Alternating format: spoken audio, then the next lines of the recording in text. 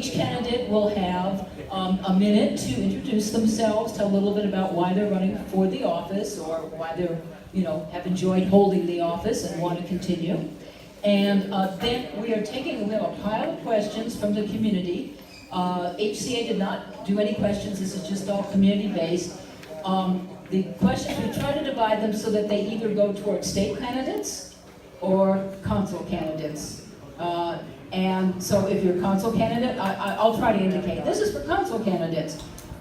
Each of you would have up to a minute to give your answer. If there are ones that are directed towards specific candidates, I'll try to honor that. Tim has our timekeeping things over there. If you're wondering how you're doing for time, we have 1 minute is green, 30 seconds is yellow, and all POW is red. And I might make announcements as well. I'm sorry for the short time frame, but we're trying to cover a lot of questions if we can. And we found that people do talk and talk. I mean, a minute, you can say a lot in a minute. Anyway, starting at our left, we have Mike Molina, who's running for the Haiku Paia seat, and Mike has served in the seat before. We have Trinette Furtado, who is also running for the seat and has run for the seat before. Would you welcome these two candidates?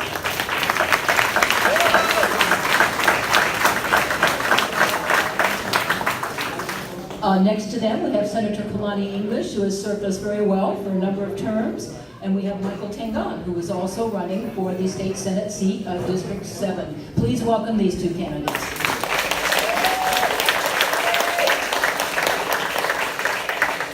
Moving towards the middle, we have Representative Lindy Coit, who has served 2 terms, yes, as our representative in the House of Representatives, representing all of Haiku, East Maui, Molokai, Lanai, etc., etc. We have 2 other people running for the seat, John Bull English, Harlem native, yes, John? And Nick Nicolananda, and I have to apologize, I didn't put the C in his name, but it is Nick, like N-I-C-K. So his signs are right, that sign is wrong. And Nick, John, and Lynn are all running for District 13 State Representative. Please welcome them.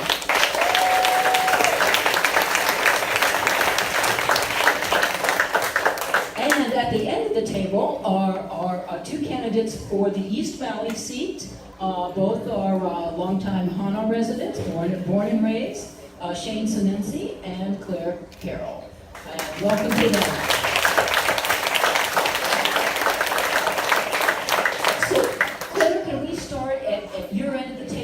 Microphone there, make sure it works, and just give us your 1 minute intro and then pass it to Shane, and then Nick. You can stand or sit, whatever you prefer. Lucy, can you get the timer somewhere in front? Yeah, that will. We'll I won't take very long. Thank you. Aloha and good evening. My name is Claire Kamalo Carroll. I'm born and raised in Hana. I'm running for East Maui County Council. And my views in running for county council is that I have helped my community and I wish to spread that on a more broadened horizon by working for the people of Maui County, which includes Lanai, Molokai, and technically Kaolave. Mahalo. Mahalo. Hello, Lina Mai. I'm Shane Sinensi from Hana. I too am a resident. I'm running because I've been involved with my community for the last 20 years as a special needs teacher. We've worked with the Hana Community Association closely with our community. I'm also the Ahamoku Hana representative for East Maui. We're looking to level the playing field for our communities, our small communities. A lot of times we get kind of left out from the rest of the island, so we want to make sure that our residents have equal representation on community boards and commissions, that we honor our community plans, and especially our community leaders. So we want to make sure that the little guys are represented. Thank you.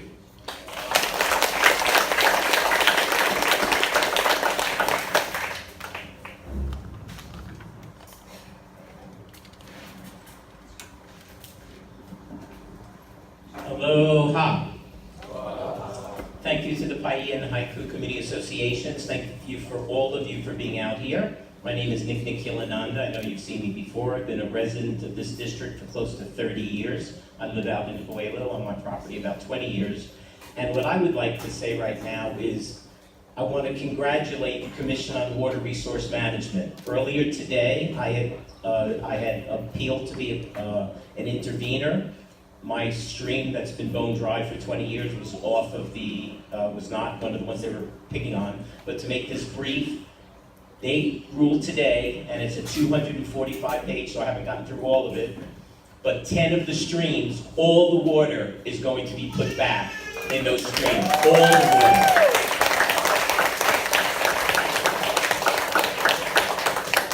So I want to thank them, and that's just one of the many issues we have here on the North Shore, East Maui, Molokai, Lanai, Kaho'olawe, Molokini is the district, the 13th State House district. It's the largest district in the state, and it encompasses 4 islands, the only one that does that. Anyway, thank you very, very much. And I also want to thank Lynn and Kalani, especially Lynn, who I'm standing against, for everything she's done the last few years to represent us. So thank you very much. Bravo.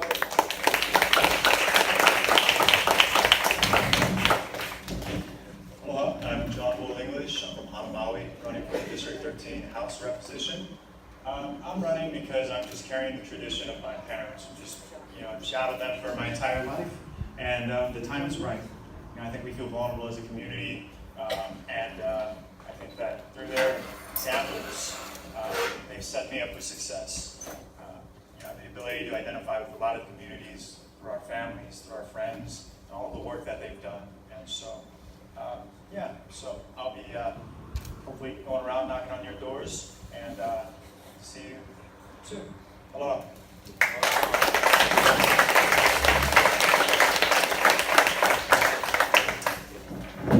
Hi, aloha. My name is Lindy Coit. I'm representing District 13. I'm running for re-election. I reside on the island of Molokai, and the reason why I'm running is I want to be able to have a voice for those that have not, and make sure that adequate resources that have not been given to those areas are put back in place. Being able to help those islands that cannot get help while we challenge, and we have to deal with other legislatures in urban areas who are at a major disadvantage. So I base that on the values of how I was raised, who I represent, and making sure those people have a voice. So I thank you and ask for your re-election, your vote in the re-election. Thank you.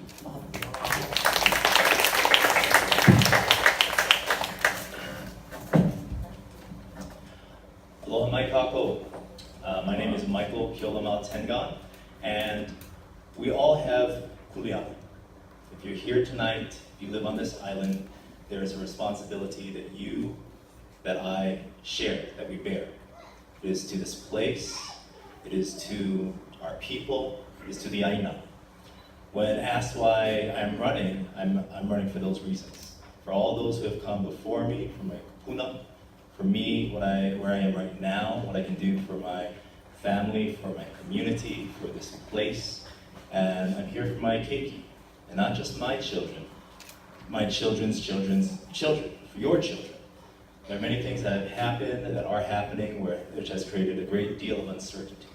And I'm here today to stand for the people here in this place to make sure that we all have the opportunity to thrive in Maui County. Michael Kiolamal Tengan, State Senate District 7. Thank you.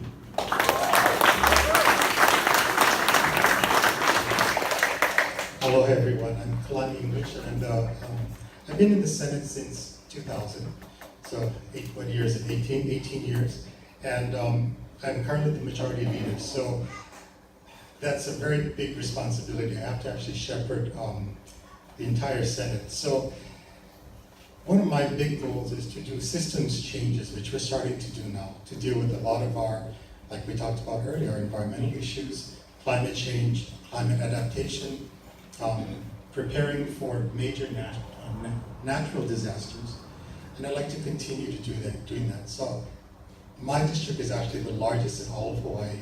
It's Molokai, Lanai, Kaho'olawe, Hana, Eastern Upcountry, Maui, including Hula. So everything from the airport going east. And it's one of the most difficult places to represent because you have to be everywhere all the time. I like to say that I've been on a mule, a boat, I've walked, I've flown, I've done everything to get to Kalaupapa, to some of the most remote areas. So I ask for your support in the next election. Thank you.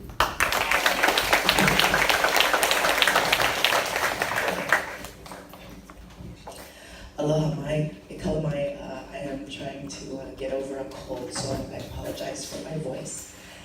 My name is Trinette Furtado. I am running for the Haiku Makuao Paia seat.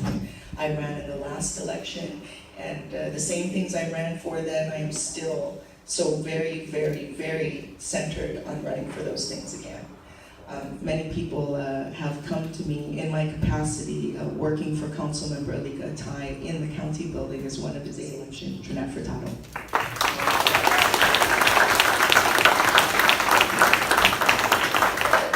Hello everyone, I'm Mike Molina, running for the same council seat as Trinette. I previously served on the Maui County Council from 2001 to 2010.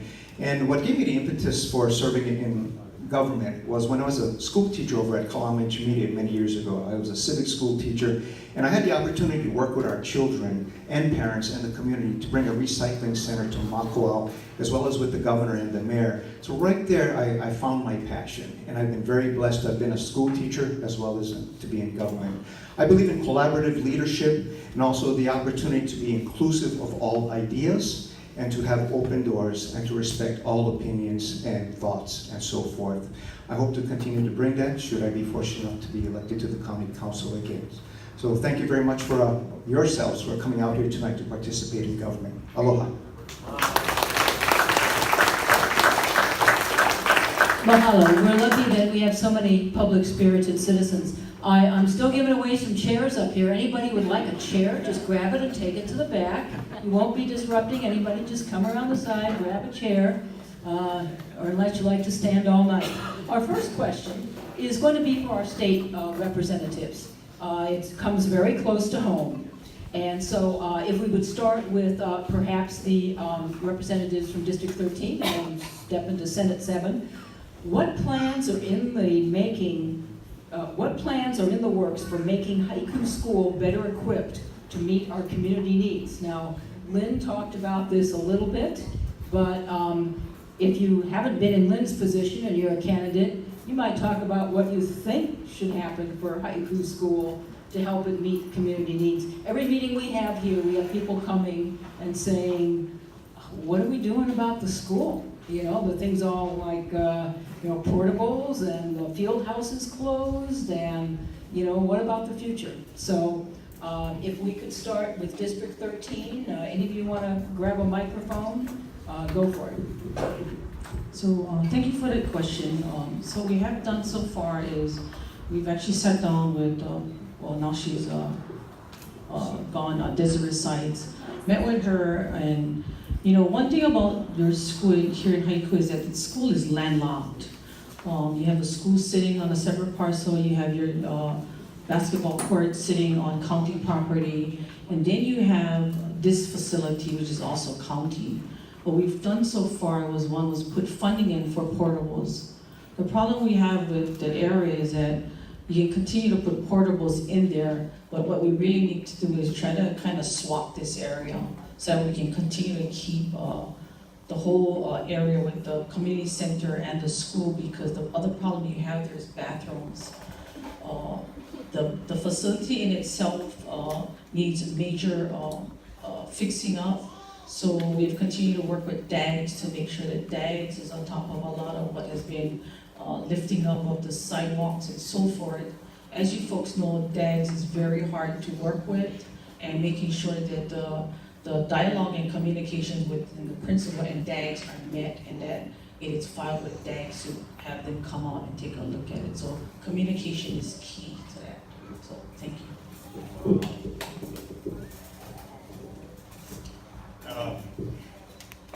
I know that, within the ledge, we've been talking about raising the tax increase on short-term rentals to fund some of the schools. I don't know how, I know that it can be approved just by maintenance, just, moving things, making it up to date, and hopefully that this works out on the ledge and they're able to raise that increase on the short-term rentals to fund the schools. I don't know where they're at in that process, but it's one of those things where, you know, candidates, politicians, they make excuses all the time. Well, it's the county's fault, it's the state's fault, and sometimes they lack the ability and, you know, the courage to just work together, to act as a leader, and they lack communication. And I hope that through my relationships with members on the county already, that, you know, I can work together with them and get things moving forward and fixed. Thank you.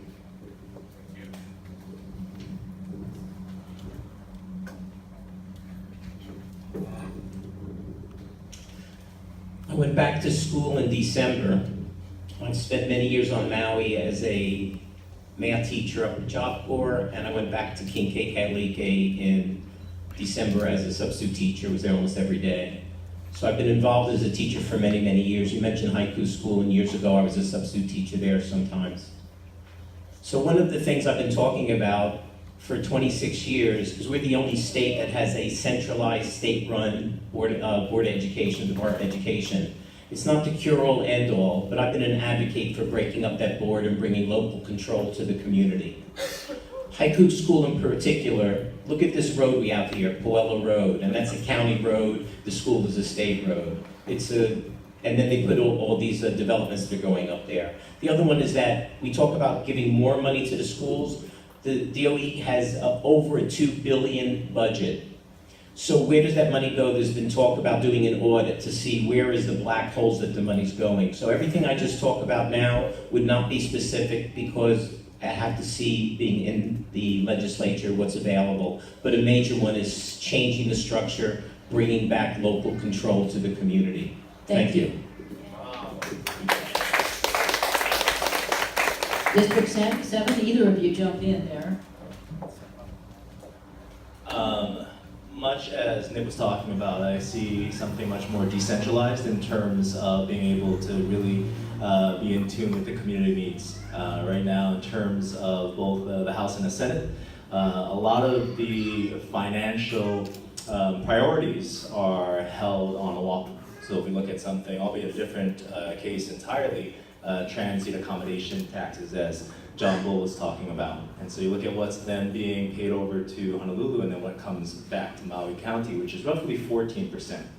So now if you look at proper representation in terms of being able to redistribute more funds here to the county itself, and then look at the county and a collaborative effort between the county and the state, we can look at how we can better reappropriate funds and be more fiscally responsible within the state, and then also work to a certain degree in terms of the county. It's not for a lack of money that necessarily things have gotten into disarray, more so the usage of it and appropriation of it.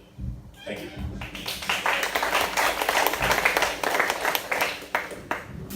So just clarification, the question was on Haiku School, right? Yeah. Improvements to Haiku School, bringing it into, you know, the community's needs because it's overcrowded. We missed a chance to buy land next door, et cetera, et cetera. Okay, I just wanted to get back to the question. So, you know, Lynn covered it quite well in what we did at the legislature, but the larger issue is we have a huge population growth in this side. And so we're dealing with this in many different ways.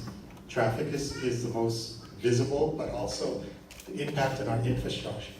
Impact on things like cesspools and sewers, things like water quality, and also things like land use. So with the school, because it's landlocked, and landlocked meaning, you know, we don't see the divisions, but on this side it's county, that side is state. So we have to figure out a way to make the school bigger, make it whole, which may include purchasing lands, may include, you know, I'm not sure how to do this, but we have to figure this out and make it better. But this is with all the schools in the region too. Thank you. Thank you. Our next question is for our county candidates. Been revving up for this. Once again, close to home. Once again, a question we hear at every Haiku Community Association meeting. And you all are challengers. None of you are an incumbent. There's no incumbent in this race. These are open seats. So the question is, the Haiku Community Center Park does not have actual public restrooms. We have some porta potties here, and sometimes they're here, and sometimes they're not. Sometimes they work, sometimes they don't. Yet this is the hub of our community. Athletic teams, people stopping for picnics. It's the only big park we have that's like this kind of park. And how can you, if you're elected, get us some proper bathrooms here in the Haiku Community Center Park? Who wants to start? You want to start down at that end? Shane? Thank you for that question. We're dealing with the same problems in Somalia as well. A lot of our bathrooms and public infrastructure is really dilapidated, and it's like, we probably have one of the worst ones in Hana, and a lot of it, most of the times, the county's approach to fixing a lot of these infrastructure is just building leach fields, and a lot of these parks are right next to our beaches, so within less than 1,000 feet to our beaches. So we've seen a lot of the community come up every time they want to fix the restrooms. They want to just go ahead and add a leach field, oftentimes too close to either some playgrounds or to the beach.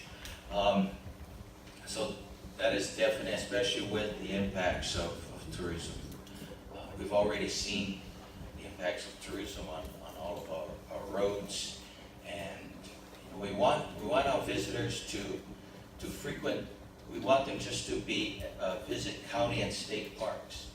Every county and state parks, there's handrails, safety handrails, there's bathrooms, there's running water, there's trash pickup, there's parking.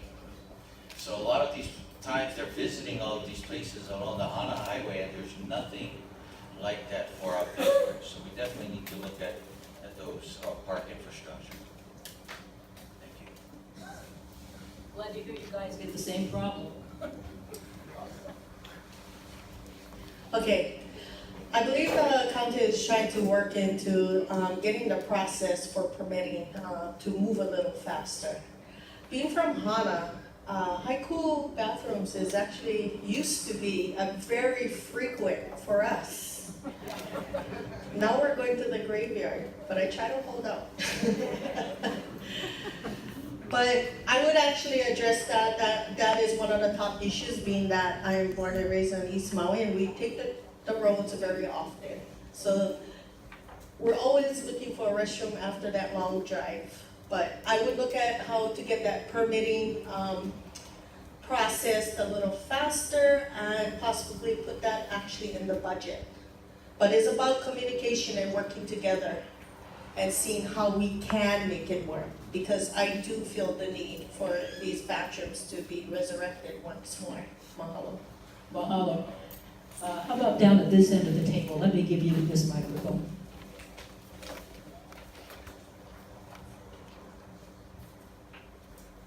The Department of Parks and Rec need to put this in as a capital improvement project. When I look at the capital improvement projects for the last 2 budget sessions that I have been fortunate enough to be a part of, I find that many of the projects seem to be centered around more visitor clustered areas. And so I think a redirection, not only on the part of the Department of Parks and Recreation, but the Department of Public Works, to have a look again, not only at our sidewalk up here, which, if any of you have been traveling Haiku Road recently, you see they are doing some work on it. But it's only come after so many of you in the community have made noise. Now, why do we wait until the very end of things to finally light a fire? I think it's just a redirection of money. And the redirection of money comes about with the will of the people. And so I would be looking at a capital improvement project through one of those departments, if not both, in the next budget session. Thank you.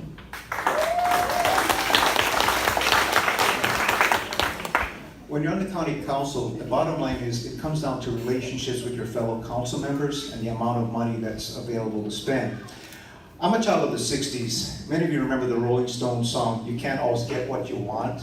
Well, you have to work together and you have to maybe give up something to get something. And I certainly would support putting a real, genuine restroom here. So I would work with my council colleagues, a lot of give and take, and also the administration. You have to work with them. The council appropriates the monies, but the administration sort of kind of sets the tone for everything. So developing relationships, and also what I think you need in this community is a fire station. There's public safety, and also it'll save you on your insurance rates. And when I left the council, we were heading towards that direction. I don't know if the department and the landowners, the negotiations broke down, but should I be elected, that's another thing I will fight for you. Thank you.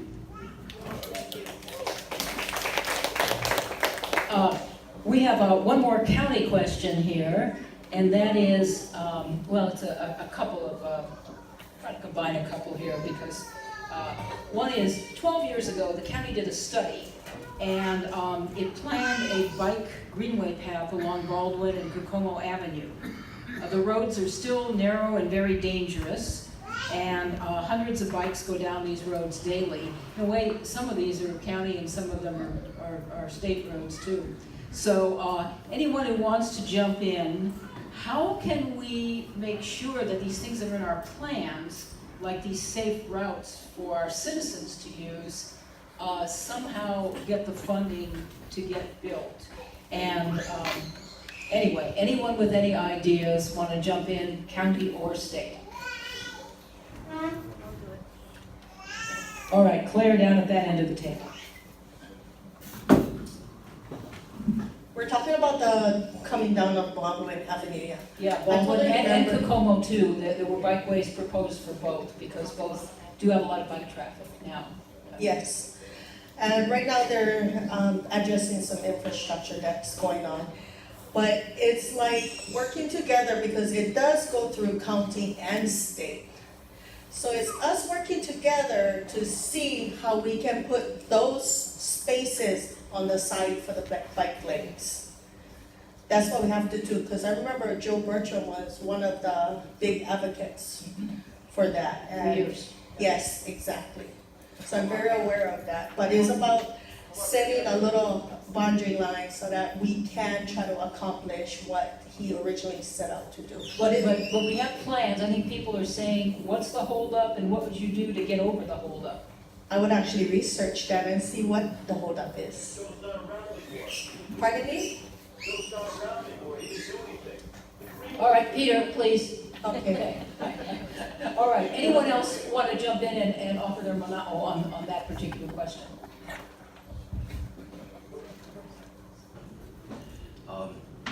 Infrastructure is definitely one of our biggest things, and again, I need to reiterate working with our state representatives because exactly, roads are both county and state. There are roads and thoroughways, thoroughfares. When it comes to infrastructure, I think it needs to be tacked on with projects that come through the state and come through the county. For instance, if there's going to be some housing projects coming up in those areas, infrastructure should be part of those plans. I mean, that should be part of it.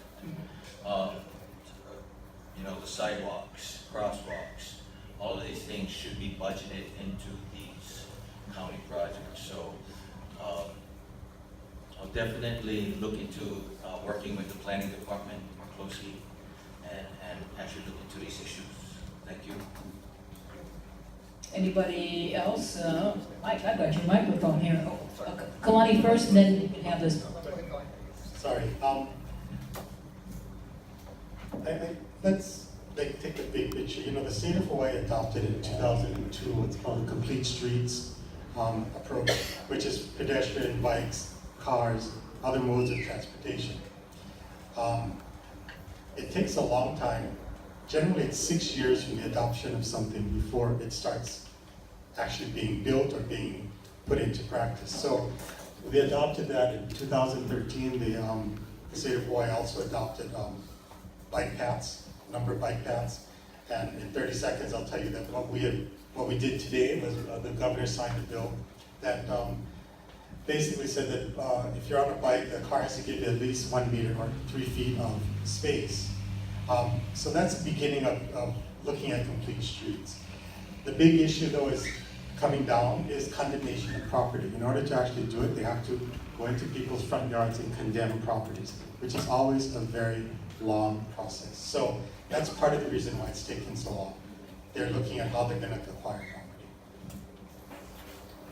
Just sharing my thoughts from my recollection of I visited the North Shore Greenway.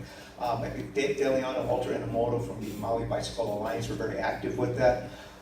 It's important as a council member, you're going to need to work with the administration's department, in this case the county's Public Works Department and the state's Highways Division. And the bottom line with getting anything, you got to make noise. Excuse me for when I'm breaking onto my pidgin, but I like the need for your bathrooms, for your fire station. A community that really makes a lot of noise, a good example of it is Kihei. So there's that old saying, the squeaky wheel gets the grease, and you have it in you to come out there and make the noise so we can make it happen. But again, good things take time, and you have to look at the purchase of right-of-ways and all the legalities that go with it. The county has to negotiate with the landowners as well. It is a long process, but keep getting out there and making noise, and eventually something good can happen. Thank you. So just in regards to that, one is with this new bill passing on the bikeways, just coming down Baldwin Avenue, as you guys know, is really tight. This new bill now pushes a 3 feet buffer, okay? Now you take out 3 feet just for the bikes, and then try to figure out the walking area, and then try to figure out the cars. Even though you have that bikeway, we've all seen it, that while we try to be more user-friendly, try not to use gas and so forth, the bikes are like all the way in the middle of the lane. The cars are like, get off the road, you're on my road. And so, we really gotta look at that. And of course, there's areas where we won't be able to add on anymore. And it's a narrow street. So even on those areas that we're not able to add on more, and you gotta figure out, okay, so they're gonna have to come back on the road. It's a dangerous situation. At the same time, I think somebody had said, though we like to ride through the parks, through the roads, you might have to resort to a park, which again, you guys gonna park in this area, but it's kind of my manao on that of clearing up more area for bike riding and pedestrian walking. We do not have the space, and the cost behind it will cost us a lot of money. Thank you. Anyone else want to weigh in? I'm just going to make a remark. The preferred alignment on Baldwin was not on the road. It was next to the road. The cane fields, not short on cane fields. Right. Yeah.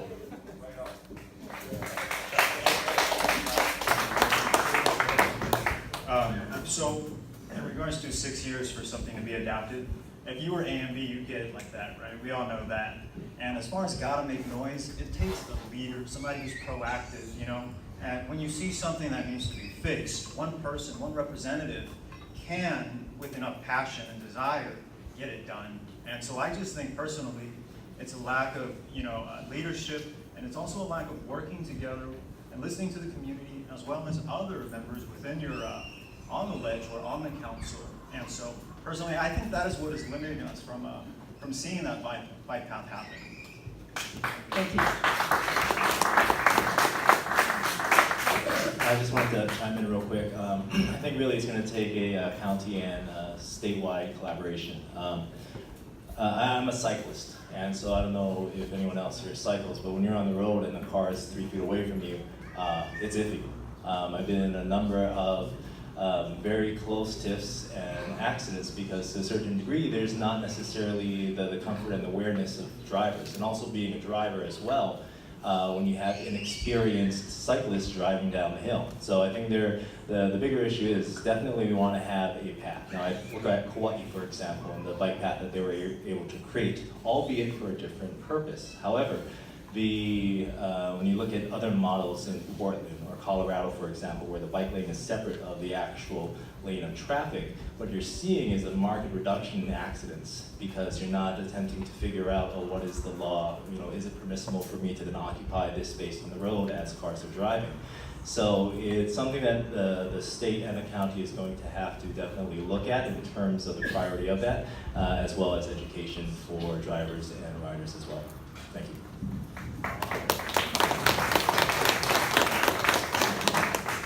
Just very briefly, to also touch upon what Lucian had mentioned.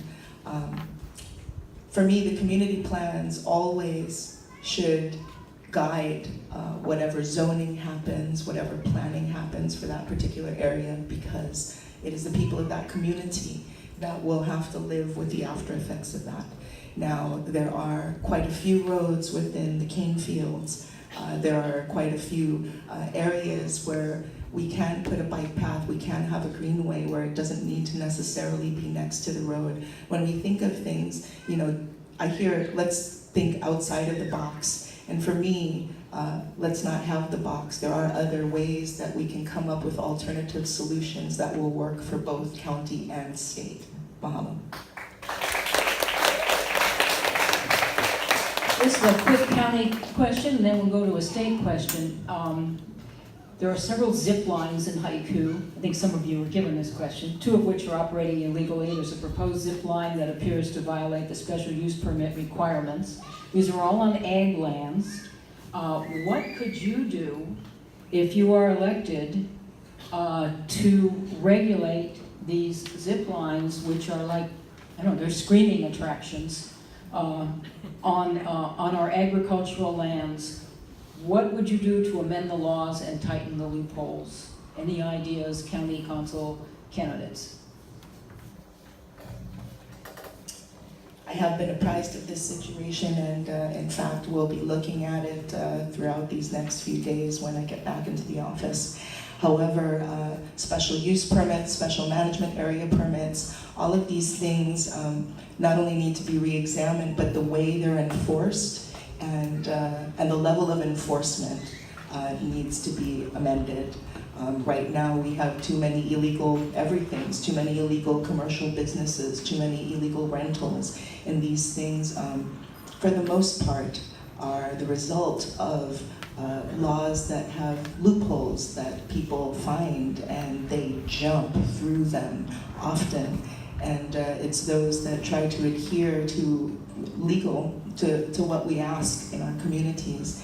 And so I absolutely look towards enforcement and amending those laws to give our departments that enforce our laws more teeth and more authority. Again, these zip lines, if they're businesses in our community, then they better be giving back to our community.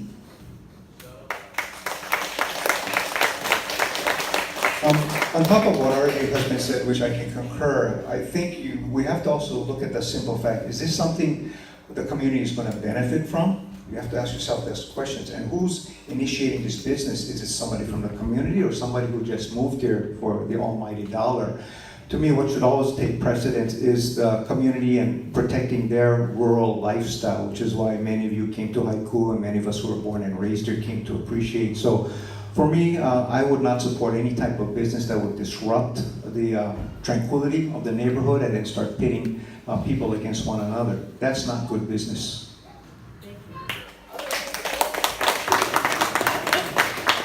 East Maui folks. See what you have to look forward to? More zip lines. Oh, I'm excited. Anyways, we're getting to the zip line. I'm gonna get a little off track here. The zip line is in the same league as what our Airbnbs are doing to our community. It's taking away our homes, it's disturbing the community. But what I found out is how much complaints were actually put in. This is what I bring to my community, is it takes each of us to make a difference in all of us. You can find these complaint forms online. You can actually get a list who has been banned and if they have a permit. But to address it as a community and take a positive action in stepping in the right direction to make sure these businesses are legal, and if they're not, address them to the appropriate departments. Mahalo. Thank you. I to iterate strengthening up the community plans and having community part of those plans. It's always important to go to the community first whenever you're presenting something new to the community. Even prior to taking it to the permitting process, you should go to the county with the community approval first. Thank you. All right, I'm going to switch to a state question that's then going to segue into a county question. The state legislature, bless their souls, recently appropriated $200 million, a lot of money towards affordable housing solution. 570, thank you, Senator. How should this money, those of you in office and those of you, aspiring to office, how should we look at this funding as coming to Maui? What needs to happen here with some of this funding, and how can we make it happen? Is that too broad a question? Basically, there's a big pot of money. What should we be very actively asking the state to do with it here on Maui?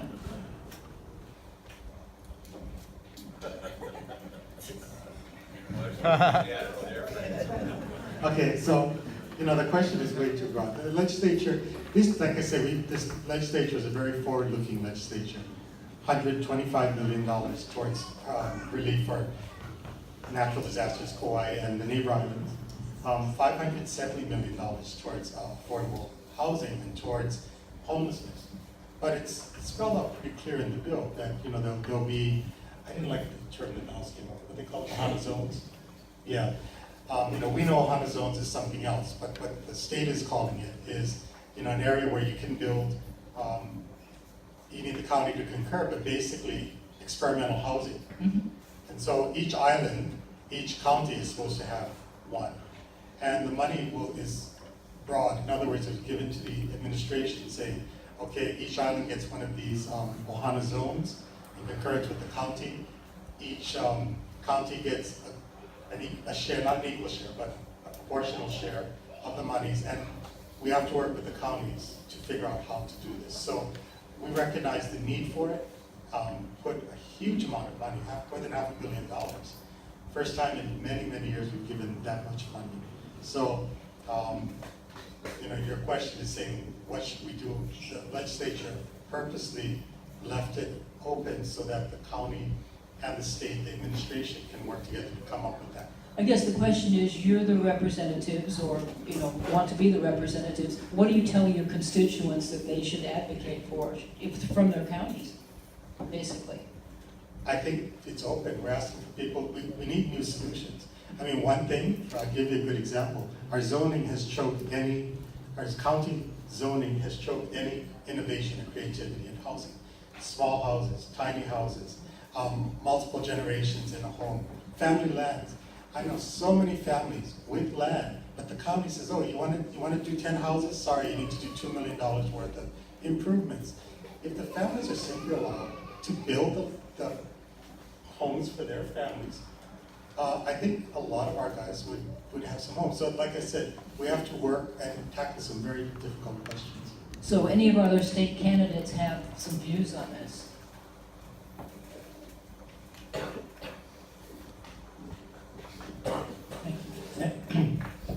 Thank you for the question. So I jotted down while Kalani was talking, and it's sort of a laundry list, because it's not just one point. And I'm going to start from the bottom one first, that is the counties, states have to work together with zoning laws and similar. We need to change impact fees. There's like millions of dollars, again, this is a county thing, that have gone down that were never acquired by the counties. This year, again, this is a county issue.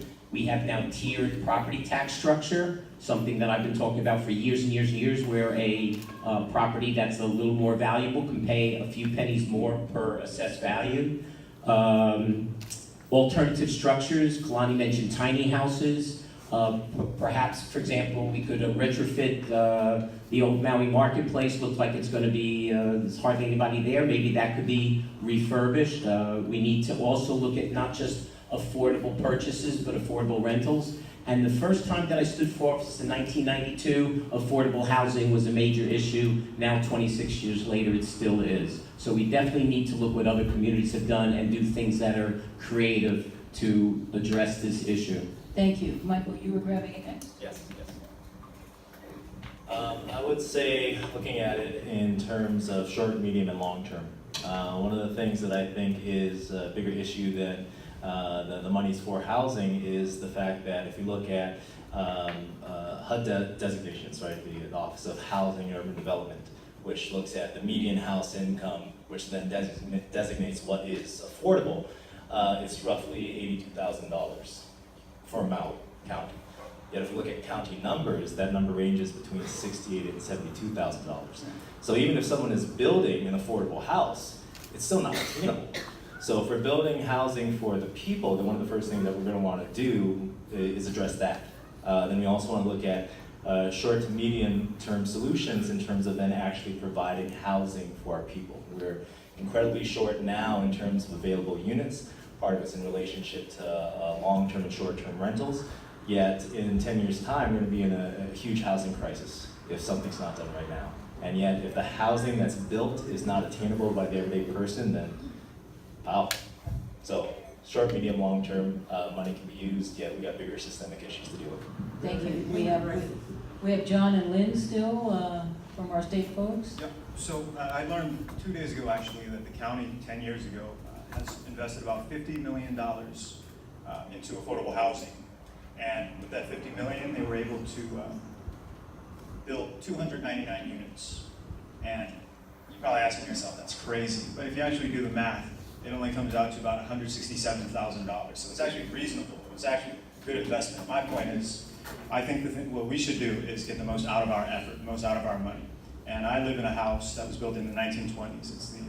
It's a plantation-style house. It's single wall. There's no insulation. Many of the wires are exposed. Like most typical plantation homes. And it's something to fix. It's easy to fix, and it's lasted through all these hurricanes. It's still up and it's good. But my point is, working with the county and maybe adjusting some of the, building codes and doing something more simple rather than the 4-bedroom, 3-bedroom house, 3-bathroom house that I knocked on the other day, which they consider affordable housing. And I think, just bringing it down a little bit on the materials and stuff like that would be getting the most out of our effort. Thank you. Thank you. Lynn, you want to weigh in as well? Hot topic here. So affordable housing is one thing. Here you have the 570 million sitting there, and it's towards the county. Now, if you look at Maui County, Maui County entails Molokai and Lanai. Now, it'll be figuring out how to divvy out which of that part of the county will get them. Then to look at the affordable part of it, if you don't have the land to put it on, which, in some areas you subject it to saying, okay, maybe somebody or another partnership, whether it be Hawaiian Homes or another entity willing to donate that land, then we can look at really spreading out the funding in a better way. But, again, we're dealing and we gotta work with county codes. So again, even within leadership, trying to lead that charge is trying to be able to work with both parties involved to make sure that that is affordable. And whether or not you build one studio, you can always build off of that to really make it affordable. But the property underneath that land also becomes an issue on trying to make it really affordable. So that's what we're really gonna take a look at also. Thank you. Thank you. So county guys, and with everyone's forbearance, we started this about 15 minutes late, so we're gonna go to about 8:15. We said we'd end at 8, but we're having fun, right? Yeah. We got some good thoughts here. Okay. So all of our county candidates, there's this pool of money. What do you think the county can do? Obviously, this isn't the only thing the county can do for affordable housing, but what do you think the county can do to partner with the state to make a difference for the life here of the people? Because we all know people are hurting for housing. And it doesn't have to be limited to this money. I mean, the ideas that Claire had about, you know, the Airbnb, you know, give us your creative idea. There's no doubt that we are facing an affordable housing crisis right now, not just to purchase, but to rent as well.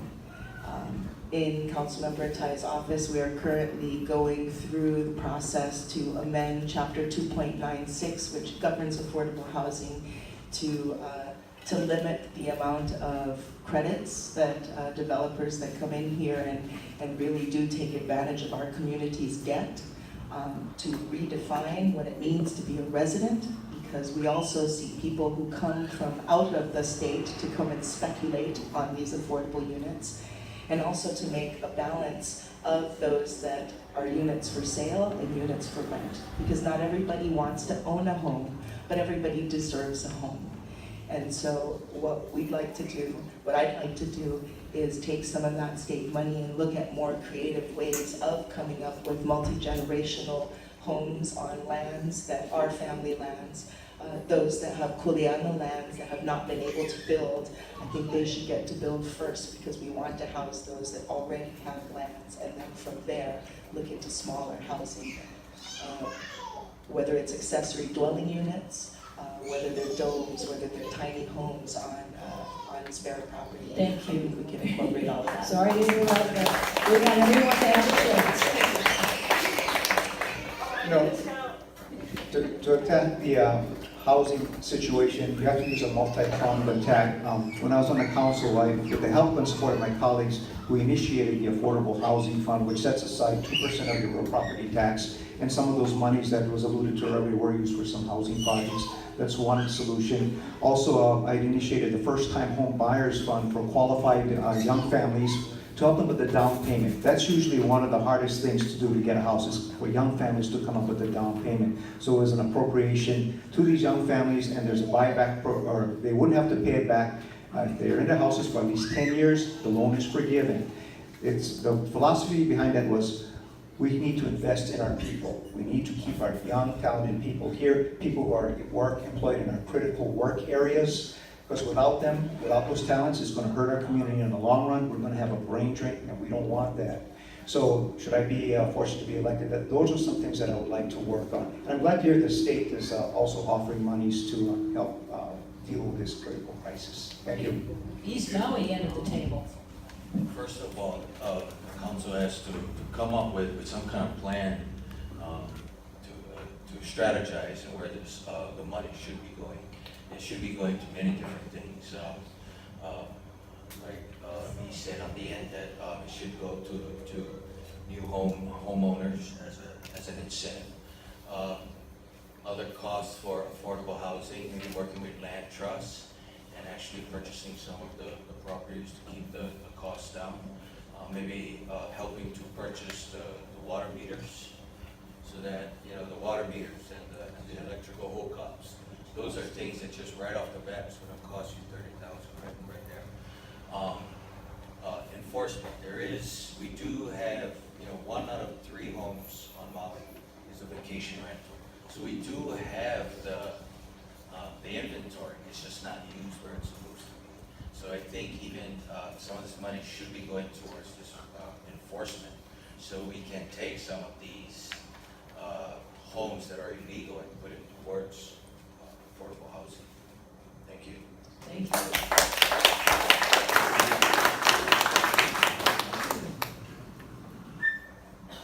I know we're in Haiku, but this issue has to be actually addressed to the whole Maui County. Molokai, Lanai, I live in a small town of Hana, but these monies are open. Is to bring it to the community and see how you folks feel. But we have to do it as one, how we can appropriate these monies to actually benefit our younger generation. I've been in Hana all my life. The land I'm on is from 1947, it has been passed down. But it's about cherishing your land. Don't put it up for sale. See how we can get those houses for our children and work with each other, whether it be state or county, to utilize these funds appropriately. Thank you. We're gonna have one more question and give you all like 30 seconds to wrap up your closing comments. And then, there were a number of questions that were asked that were directed at only one person. I would suggest that, while we're cleaning up this or that those who wanted to ask that question, could meet with that individual person and ask that question, because, we had so much good questions, we couldn't even get to them all, And thank you all for putting questions in. I try to pick some of the hot button ones that I hear here again and again, because shame to have all these folks here and never ask those questions when I hear them every time we have a Haiku Community Association meeting. Anyway, our last question is, this is geared towards county folks again, but state folks can jump in. Senator English has already addressed this a little bit. County council members, there's been a lot of controversy over where the bypass, the Paia bypass is going to go. It has been suggested that the existing road that people used back in the 50s should be used. It has been suggested that the federal money be pushed aside and we figure out a way to fund it locally here so that we don't have very strange historical guidelines where an old pump is a treasured historical feature. People have been consulted to death. They want their council to come up with a solution. This is the longest talked about road project on Maui from back in the 60s. If you were elected to council, what would you do to expedite a solution and a funding stream for a bypass for Paia? Well, to be honest with you, I think we just need a bypass simply, and we gotta do honor as best as we can, work with the community. Not everybody's gonna be happy with whichever site is chosen, but the bottom line is we need a bypass, and we need to look at what is the most feasibility of cost. And of course, we gotta work with the state. We gotta work together, even if we have to reach compromise. But I'm all for it first to hear from the community, because those driving to Haiku or going through Paia, you guys are going to be the ones most affected. So you have to find the one that works best for you, and that should be respected. Thank you. I drive all the way out to Helena Road every day from Haiku. And so I absolutely know that we need a bypass. Our office has been asking the Department of Planning, we've been asking a number of departments within the administration for maps on all the government roads that we have not abandoned, because a lot of people are under the false assumption that these roads belong to A and B. They do not, they belong to our community. And so I think what we need to do is get a more comprehensive map of where those roads are, and as a community decide where we want our bypass to go. There will obviously be some areas that we cannot have them simply because of the terrain of the area, but I think that utilizing state funds and some county funds, whether it be through the Department of Public Works, I think it is doable. Our funding stream for the beginning of the project may seem to be large to begin with, but through a myriad of sources and perhaps even public-private partnerships, we can make this work. But we need to impose upon the state the importance of listening to the community, since we have been consulted over and over and over again. Thank you. Mahalo. Our council candidates on the East Valley side, and then anyone from the state who wants to chime in.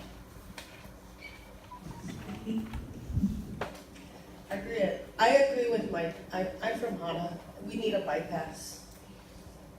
Now I'm running for county council, and I'm coming out here like 3 times a week, back and forth. Sometimes I have to come out twice a day because I have obligations in Kuleana with my ohana.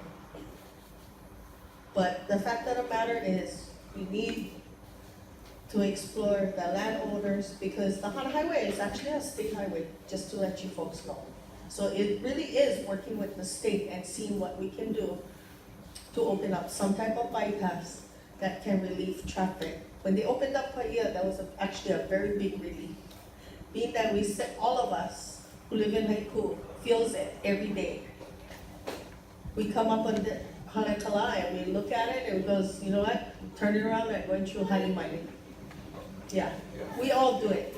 I feel it, I know how it is, and that's when we gotta work with our state representatives also and come up with solution. But the solution would, we need a bypass. Mahalo.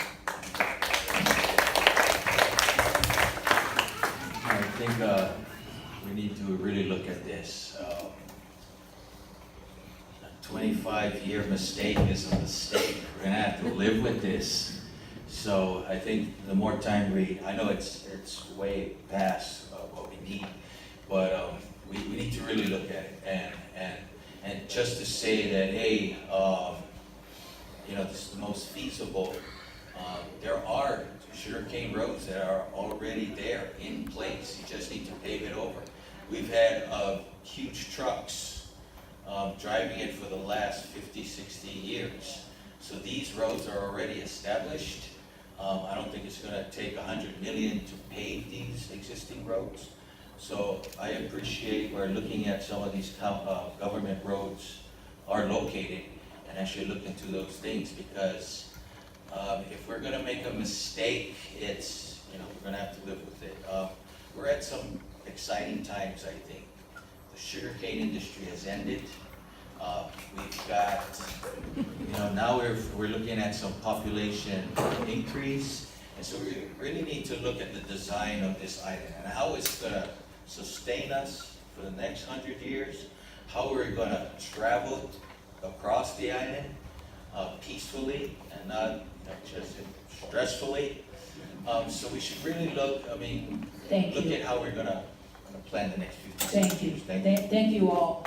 So we're ready for the wrap-up session. Big hand for our candidates. They have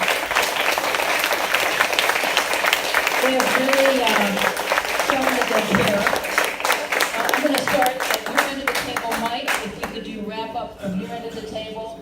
I'm saying 30 seconds. I don't know if you guys go a little bit over, but nobody's left yet anyway. But I'll try my best. final remarks. First of all, I'll thank you all for coming out here to hear our thoughts. And as I mentioned to you earlier, I believe in working collaboratively with the community and being inclusive of all ideas. And for those of you who know my history on the county council, who come from environmental organizations, I may not have always been your candidate, but I received this award back in 2009, I believe. I initiated a plastic bag ban here in Maui County, and with the help of my colleagues in past, and all the other counties followed. And this award came from an organization that normally didn't endorse me, the Sierra Club. Thank you, Lucianne, and it's always been a pleasure to work with wonderful people in our environmental community. Hannah Bernard, who helped with the outdoor lighting bill, and also the aquarium bill to ban the taking of our tropical fish for sale, Renee Umbarger, and everyone. So just reinforced in me that although we may have our differences, there's a lot of things that we can come together on. So I just want to say thank you all and hope to someday work with you. Aloha.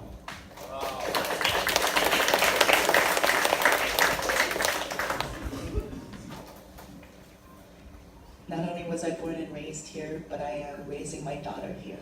She is my main reason, along with the rest of our community, for continuing to do what I do. I was one of the people that helped stop the clean burning, and I did this without even being in political office. The activity above on Haleakala, I was also a part of that myself. I have always and ever been working for the people, for my community, because it is you, my community, that give me the money to continue to do what I do. So I hope you will vote for me, because when I am in office, I'll continue to do what I do best, which is serve you. Mahalo.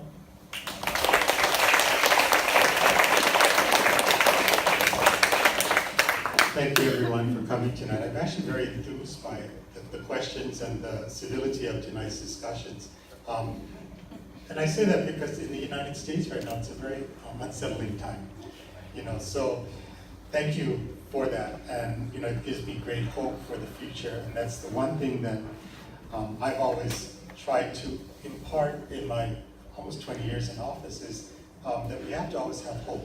And we have to create that and always create pathways to find fulfillment and happiness and contentment for people. So I'd like to continue doing that, and I ask for your vote in the primary election. Thank you.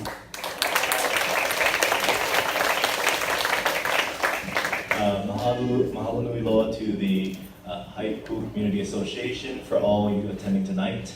It is without the participation of the people that we cannot move Maui County and Hawaii forward. And so I appreciate you being here, being open, the quality of your questions and concerns. I'm here for my son, my two sons, for the world. And being on Maui now and recognizing again the kuleana that I carry, that each of us carries, to ensure that the county that we live in is one where we are able to communicate with our neighbors.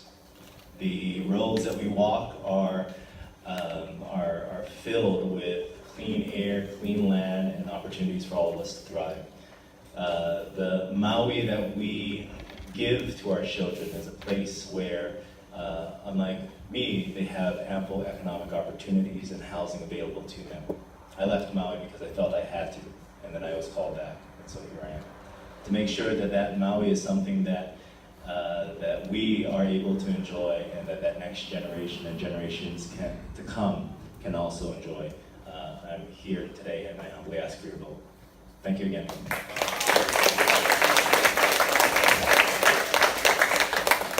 Aloha. First of all, thank you, Haiku Community Association, for having this meeting. Thank you, community, for coming out and hearing this forum today. You know, it's been really good that we could hear the questions that was put forward. The reason why I continue to do this is because of my family and future generations, of making sure there is ample resources, there is a voice that is there, and making sure that even within leadership, you know, it's working with your colleagues and making sure that the message that we carry is true and accurate. It's making sure the engagements of your concerns is heard, which is why I continue to leave an open door policy. I'll continue to answer the questions that you folks have asked, and continue to try and bring back the funding that we have.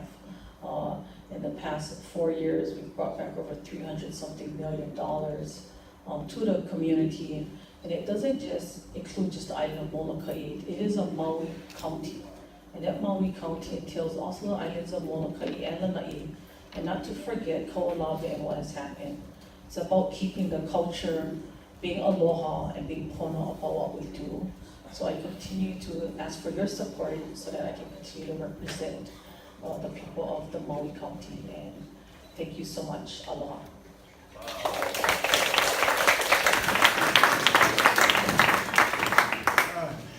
I'm looking to basically make sure that the communities within our district, in the county of Maui and Hawaii, are able to keep their identities. And you know, we feel vulnerable to constant threat of development that doesn't fit into the communities and into the, doesn't blend into the environment. And I lived on Oahu for a while, and a lot of their communities have lost their identity. You can't tell the difference between Waipahu and the next community. It's all one. I don't know if you've been to Kaka'ako, but it's embarrassing, and we have to prevent that. And so I just want to make sure that we can live the lifestyle and continue to pass on the traditions that's been here forever. And so, yeah, thank you.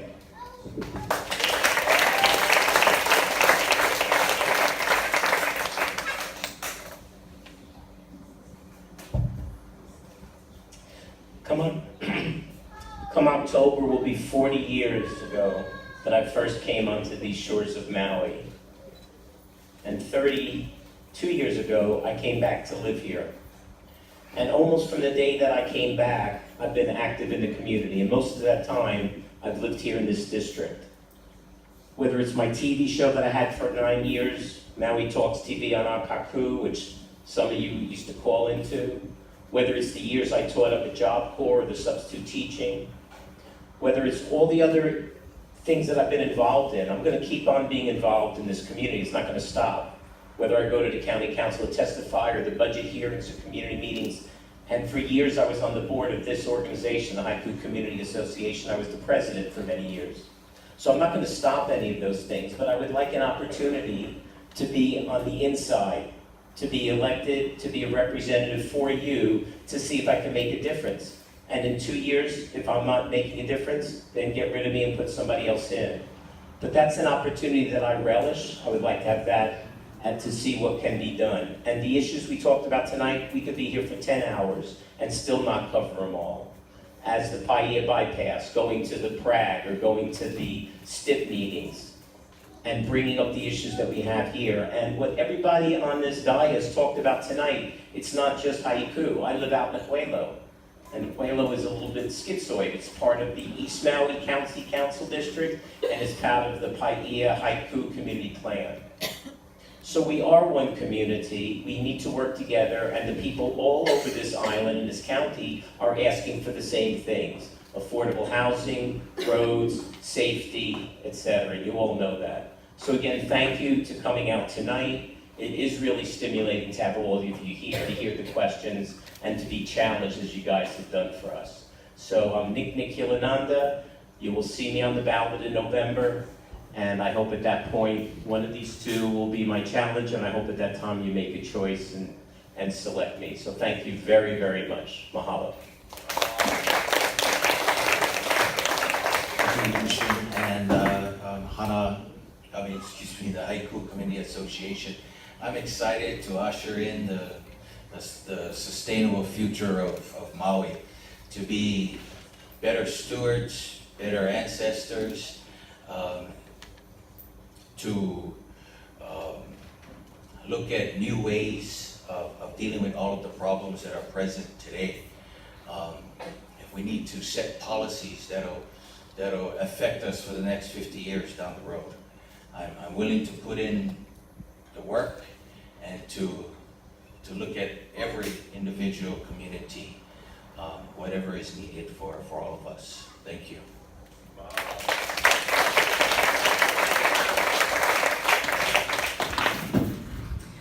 Aloha everyone, thank you so much for coming out this evening. It was really wonderful to hear Haiku's concerns and questions this evening. Why I run for Maui County Council East Maui? I'm a parent. I have 5 generations Hana, and I'm a grandmother of 5. These 5 grandchildren are my future. We live and we teach our future generations and how to be sustainable, to conserve. And we also need to address our water issues, how we're gonna conserve, how are we gonna survive? Without jobs, we don't have housing.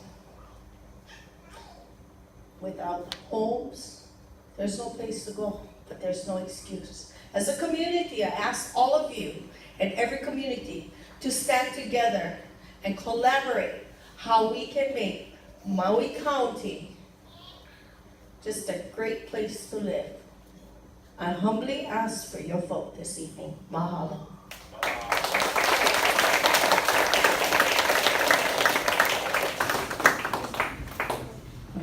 Thank you to all our candidates. Thank you to Barbara Berry for these beautiful decorations for our stage. It never looks this good. Thank you to all of our Haiku Community Association board members. Thank you to the Paia Town Association for giving us some support and spreading the word about this event. And thank you all for your questions. Remember, we'll be back in August. I'm going to save these questions. Some of them will be just as good then, because then we'll have the winners of the primary and we'll have more questions for them. So we'll see you all again in August. Thank you for participating in our election if you joined the association and voted tonight. And check out our website. Miley's going to keep it more updated. And don't forget those petitions people have brought. If you care about these issues, sign a petition. Aloha.